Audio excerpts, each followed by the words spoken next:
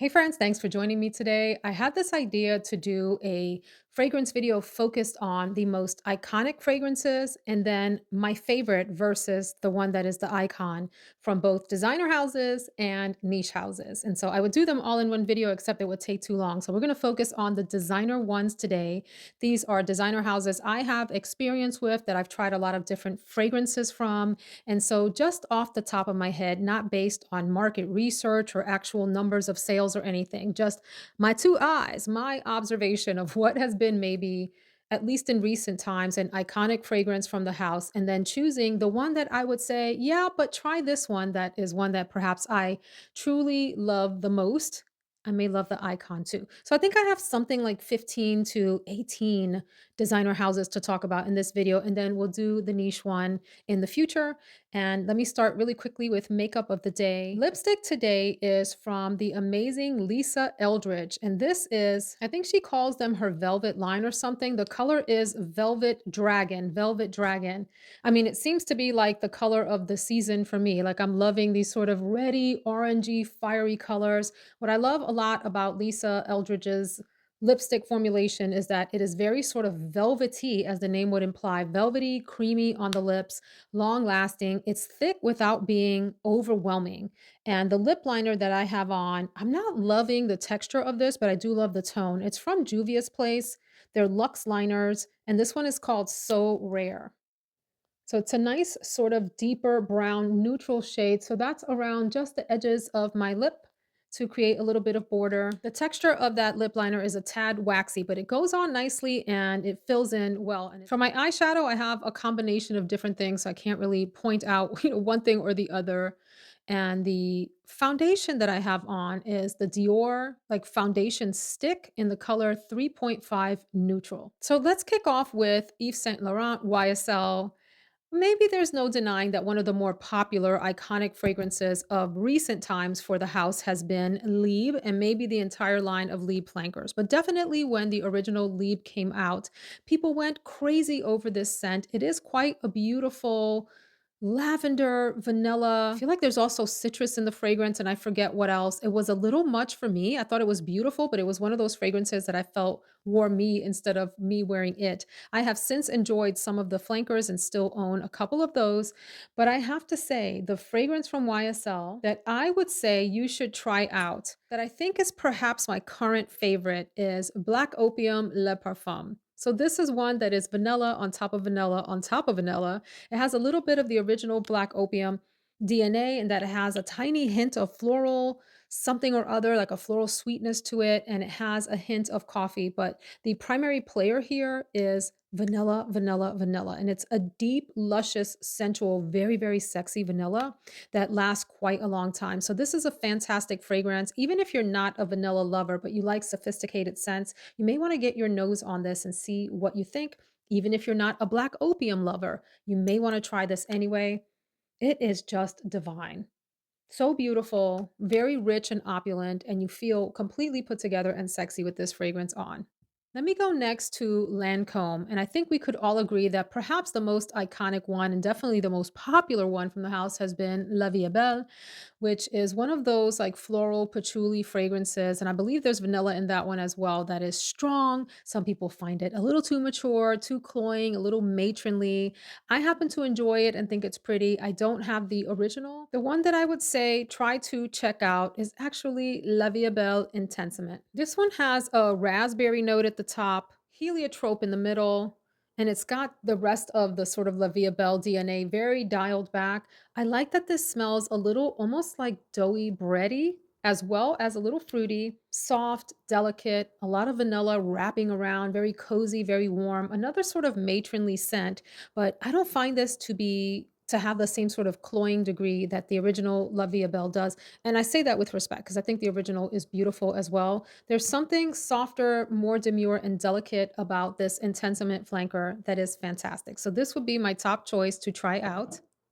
I'm gonna move on to Valentino. In my opinion, there's no denying that the original Donna Born in Roma is maybe one of the more iconic fragrances for Valentino's lineup for today. I mean, a lot of people love it. I know that it gets some hate in fragcom as being too common, generic, ordinary, designer smelling, whatever. I think it is a beautiful scent. I own it myself. I have a number of the Donna Born and Roma flankers. The one that I would say to try out, and yes, I absolutely wanted to put Ivory in this video, the latest flanker, and I also wanted to put the gold one. Those are going to be, well, the gold is already discontinued. It was a limited edition. And then ivory is supposed to be limited edition as well. I was going to, but I gotta be true to myself and one that I've had longer that has captured my heart for longer, and I think is sort of like the unsung hero of the Donna Born and Roma line, and that is the green extravaganza. No, excuse me, it's not extravaganza, it's called green stravaganza. I always wanna say it like that, green stravaganza, flanker from the Donna Born and Roma line. And I joke around and say that the opening of this should be pumped into the universe for world peace because it's such a happy, delightful, lovely fragrance.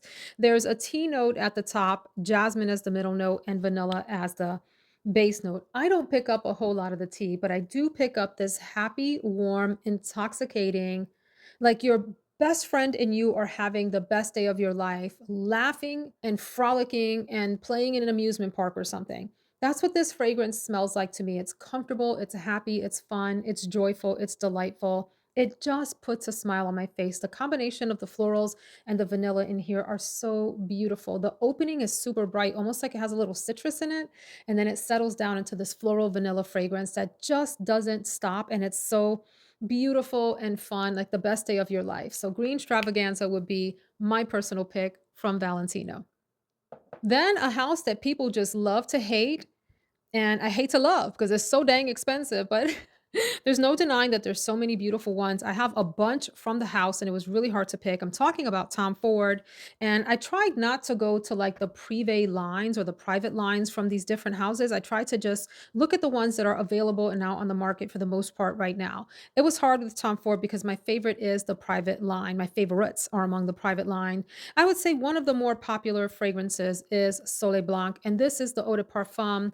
There is an Eau de Soleil Blanc, which is a little bit of a lighter version and more citrusy. This is the Eau de Parfum, and this is coconut, beautiful tropical florals. It's got a tiny hint of citrus, and it's very, very creamy, tropical amazingness, and I love it. I think it's beautiful, and it definitely deserves to be one of the icons from the house.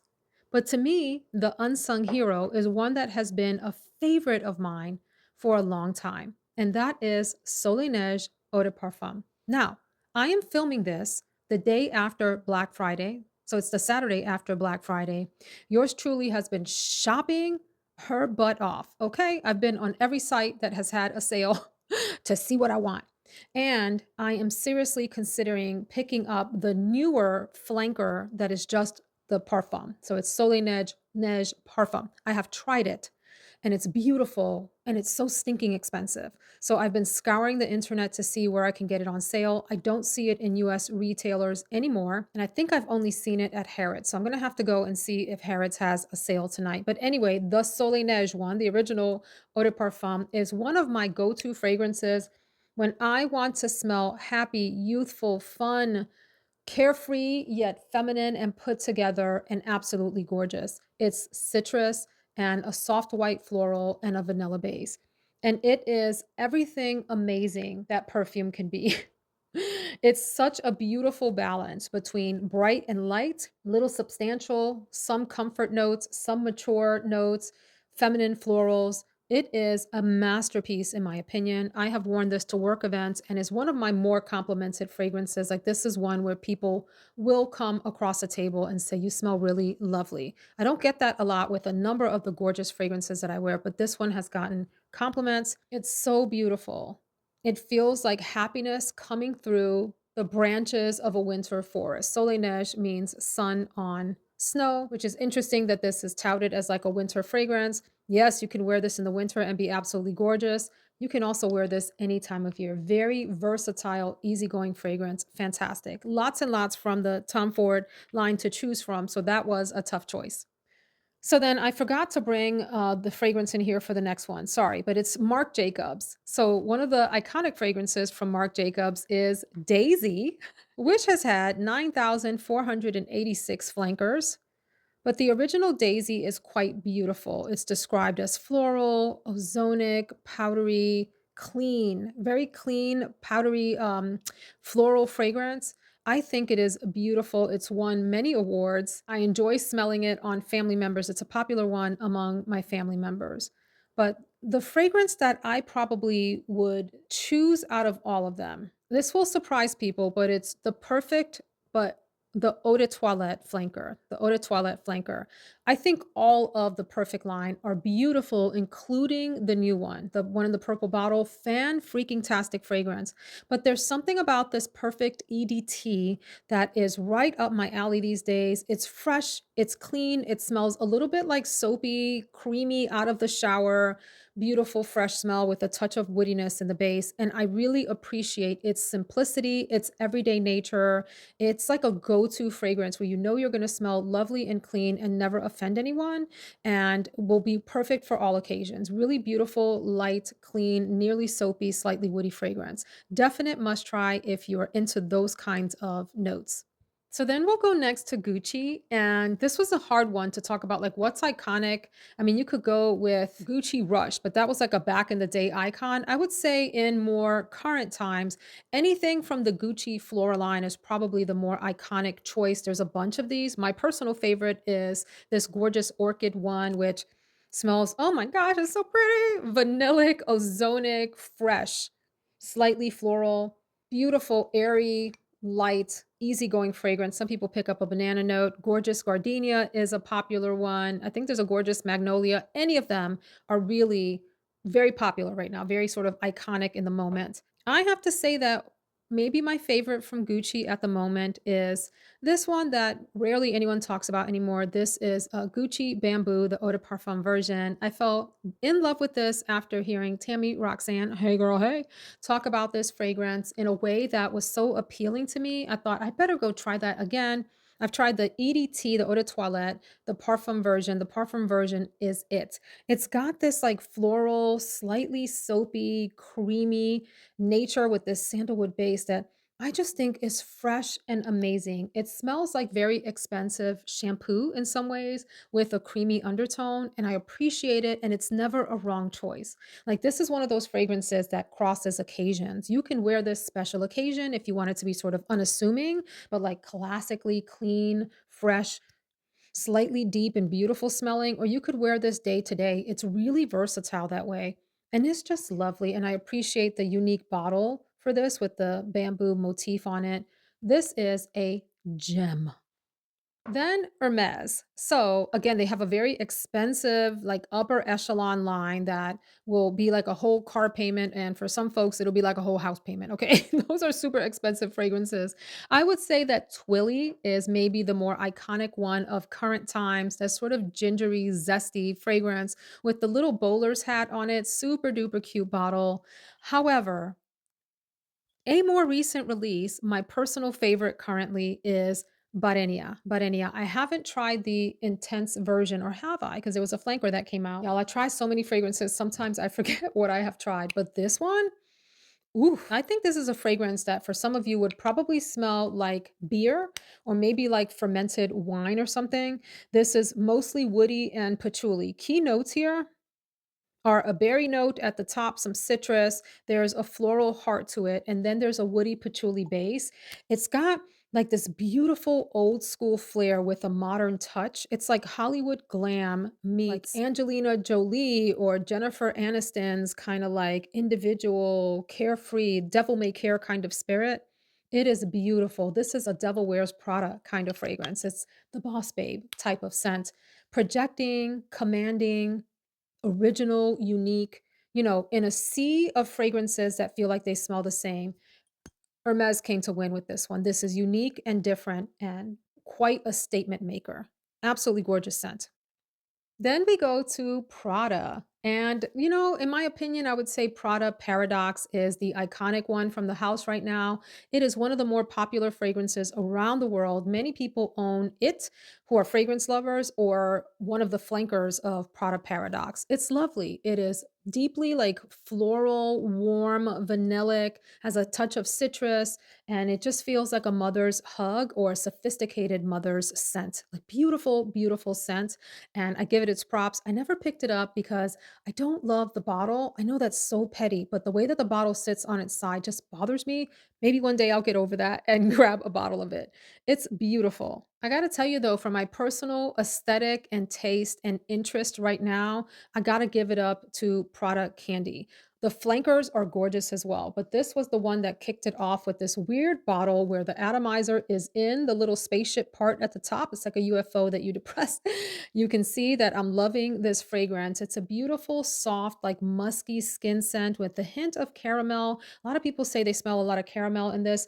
I don't necessarily pick that up. I don't know if something's just wrong with me, but it does have this sort of sweetness to it, a sweet, musky, soft, close to you skin scent. I wish it lasted much longer. That's maybe part of the reason why I'm flying through this bottle because it's hard not to just overspray this thing. It's so delightful and like a second skin sweetness to it. And I really, really love this fragrance. I think it is a beautiful musky skin scent, maybe one of my top favorites. Very easygoing, very day to day, never offend anyone, always appropriate to wear. And it's warm. There has this warmth to it. Like you want a hug from whoever is wearing Prada Candy. Fantastic scent.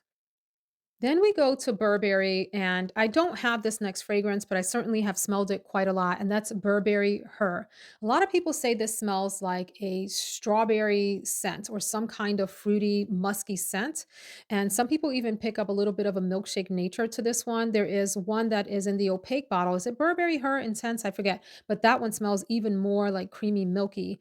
I personally, oh, and some people think that Burberry Her smells like Baccarat Rouge 540, which is an interesting comparison.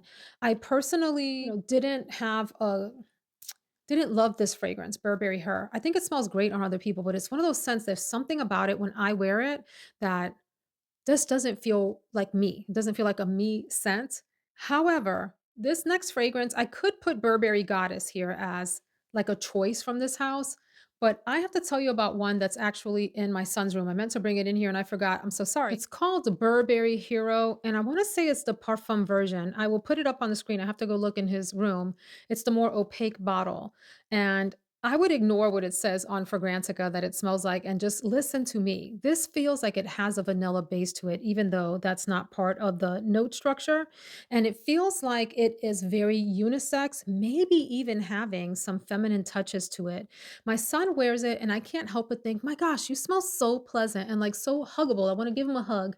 He smells a little bit spicy, slightly woody. And then I swear this has some kind of soft vanillic base to it.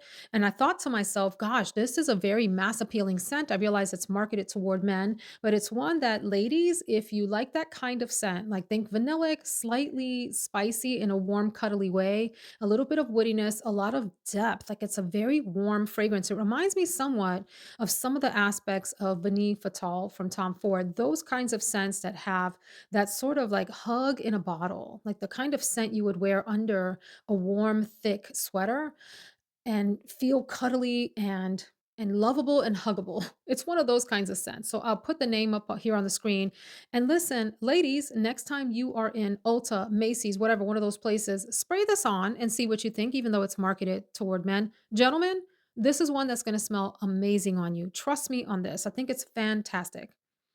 Then we go next to Givenchy. So to me, there's no denying that the L'Interdit line, particularly the original, is one of the more iconic fragrances from Givenchy, at least in modern times. It's a tuberose, woody fragrance that is very mass appealing on the mature side, considered one of those like highly feminine, maybe matriarchal even, matronly floral woody fragrances. Fantastic. But to me, you're not gonna be surprised if you've been around the channel for a while. I gotta go with the old school one that I think everyone should try at least once, even if you hate florals. Try this out and see what you think, just so you know what it smells like. And it is the beautiful Amarige, which has been a fave in my collection for decades at this point. I mean, literal decades.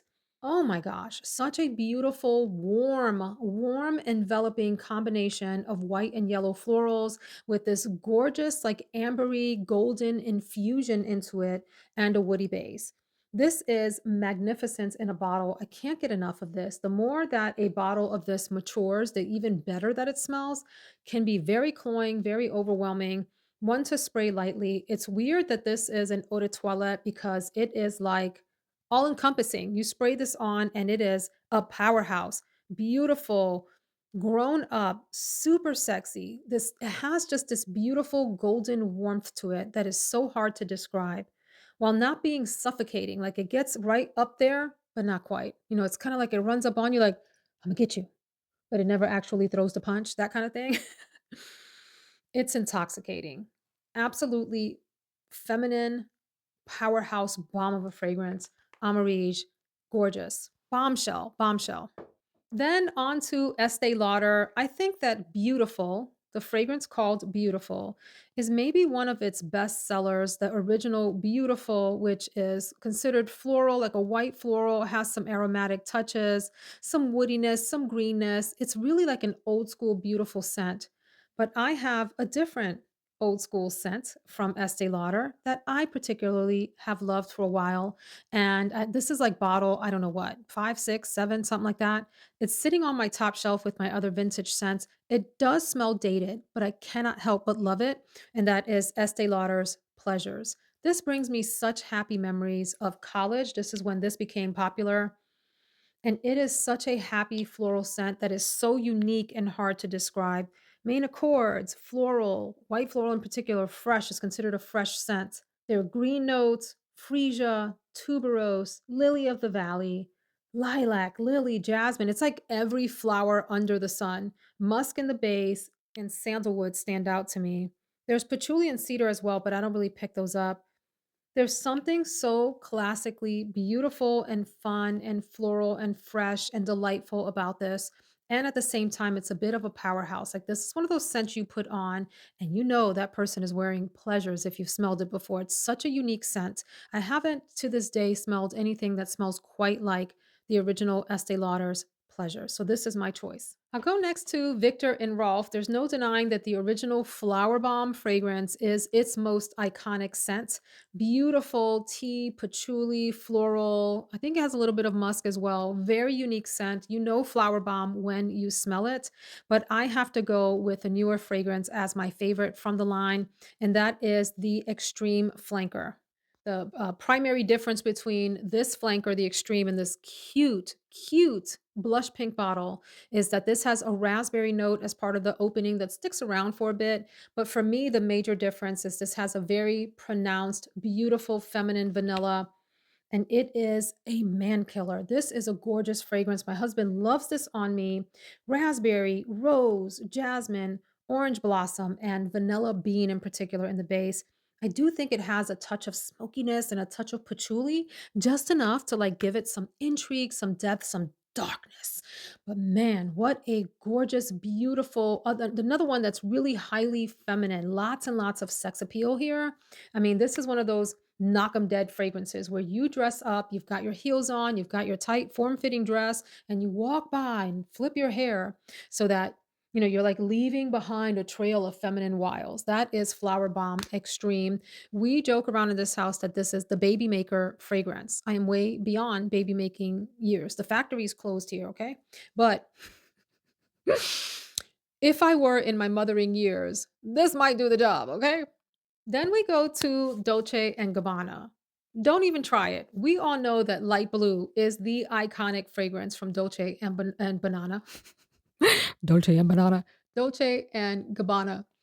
I still love light blue. I still think it is one of the most beautiful fragrances ever made. It's got those light, fruity, like apple and citrus touches at the top. I think it's musky if I remember correctly, and it has this sort of like powdery, beautiful, unique sillage. You know light blue when you smell it. There's nothing else like it. That's not true, excuse me. There are some fragrances that have been made recently that sort of mimic it, but light blue is its own thing and it is gorgeous. I think the bottle sort of needs an upgrade. It needs a more beautiful bottle than the just like frosty thing with the blue top. But gorgeous fragrance. Now, in terms of my choice, it might still be light blue, but just for the sake of argument and for this video, I thought about putting Q Parfum in here, the newer one that has the cherry note in the red bottle. What a gorgeous cherry, floral, vanilla fragrance that is to die for. But there's no denying that I have a special place in my heart for this next one. I don't even know if it's sold anymore, if it's discontinued, and that is the only one intense. It's certainly available here and there on discount sites. I went through a bottle of this and purchased another one and upgraded to the big bottle. Freaking gorgeous. This one has apple in the opening, some citrus notes. If I remember correctly, there's coconut, vanilla, and florals, and I believe sandalwood in the base. And it is just divine, very warm. In fact, this fragrance, you can tell I have sort of like a profile that I love. This fragrance reminds me of what I love about Valentino. They're both happy, yet have this beautiful feminine maturity from florals and a beautiful vanillic base that's warm and happy. I would also say that, Soleil Neige could play with this fragrance too in the same way, citrus, florals and vanilla in Soleil Neige, same kind of idea in Dolce and Gabbana, the only one. Although here you pick up something like a creamy coconut as well as that apple note in the opening that set this one apart. And it's beautiful, beautiful scent. Love this. We'll go next to Dior. For me, there's a bunch of the Dior fragrances that could be considered iconic, but I'm going to go with J'adore, which is that classic, beautiful, old school white floral, another award winner. It's got some fruitiness in it and a little bit of a musky vanillic base. So it's a beautiful, grown up, mature, like crowd pleasing floral scent. But I got to give it up to Dior Addict. There have been different formulations of this, so I can't tell you which version I have. I used to know and then I have forgotten. But some of you know this one has the silver band instead of the gold. I don't know, it gets confusing and I don't want to keep up, but it is the Eau de Parfum. And this is, I call this the money scent because when I've worn this, I've been told that I smell really expensive. This is so deep. And another one of these sort of like golden thick bases. It's mostly a vanilla fragrance with this amazing, beautiful, deep, sultry jasmine note in the middle and a little touch of citrus at the top. So just think for the most part, vanilla and jasmine, deep, winterized. Like this one is hunkered down for the winter storm. It is strong, very sexy, very alluring and powerful, very projecting, super overwhelming if you spray too much. So this is one to be careful with and spray lightly, but it gets noticed in a room. Very beautiful, like, undeniably opulent. It does, it smells like wealth. I'm not gonna deny it, it's just beautiful. It smells like a wealthy older woman who has money to toss around and couldn't care less what anyone thinks about her. She's gonna wear her beautiful, loud, projecting fragrance all day, every day, even to, like, take the trash out, even to go check the mail, to the grocery store. She doesn't care. She's wearing this. I wanted to talk about Versace. It's a little bit of a more difficult house because I'm not as familiar with the whole line of Versace fragrances in the way that I am with maybe more from the other houses. But I would say that Yellow Diamond is maybe its most popular one. It's primarily citrus and floral. It's got a touch of powderiness to it and a musky base. And I think it's a very popular, happy, easygoing fragrance. I actually find Yellow Diamond to be like a tad screechy. That was years ago that I tried it though. I'd be interested in trying it today and see if I still feel the same way. However, the fragrance that I would say to try out, especially this time of year, is the newer one in the Crystal Noir lineup. This is the Parfum version. I've had the EDT, the Eau de Toilette, and I had the Eau de Parfum.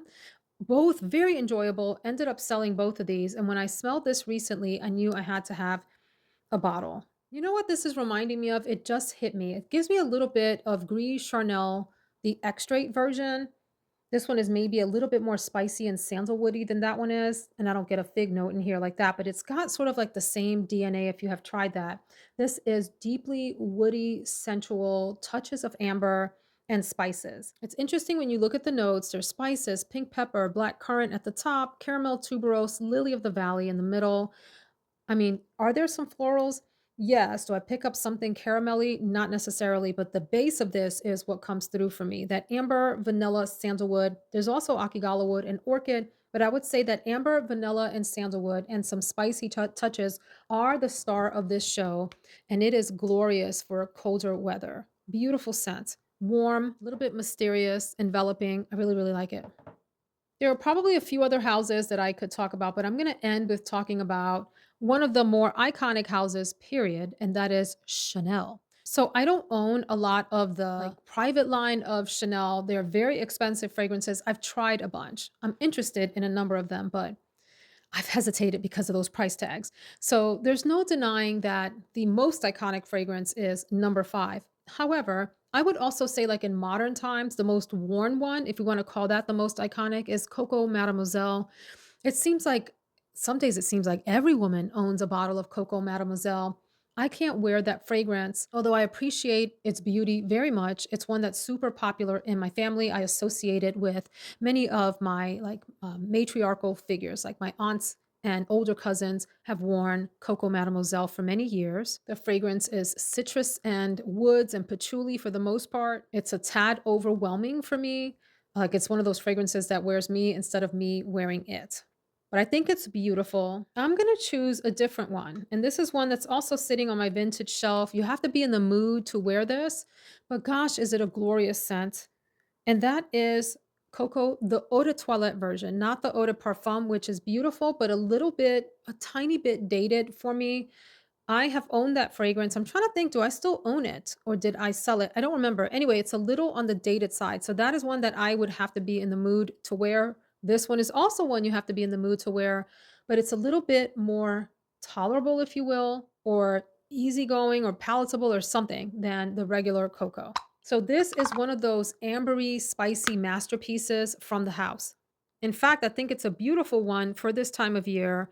This has notes of clove and rose and sandalwood. It's got an ambery base. There's some vanilla. There's a slight animalic touch to it, very far in the background. Whereas I think the regular Cocoa Eau de Parfum has a little bit more pronounced of that animalic note. And certainly, like the higher concentrations of it are even more pronounced. So I would consider this spicy, ambery, soft. It has this softness to it, floral, and there's like this inviting nature to this fragrance that reminds me of everything I enjoyed about family gatherings. Like the ladies in my family always wore fantastic fragrances.